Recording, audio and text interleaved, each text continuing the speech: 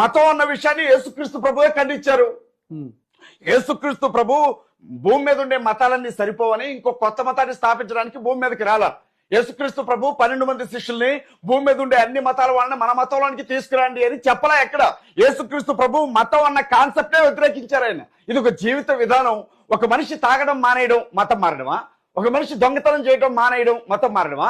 ఒక మనిషి అబద్ధాలు అంటే అది తప్పు అని తెలుసుకోవడం మతం మారడమా?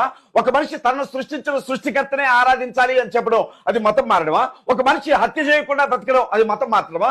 ఒక మనిషి ఇతరుల సొమ్మును ఆశించకుండా బ్రతకడం అది మతం మారడమా? ఒక మనిషి పరాయి వాడి భార్యను ఆశించకుండా బ్రతకడం అది మతం మారడమా? ఒక మనిషి తన తల్లిదండ్రులను గౌరవించడం అది మతం మారడమా? మరి రాజ్యాంగంలో ఎందుకు రాసుకున్నారు ఇవన్నీ కూడా?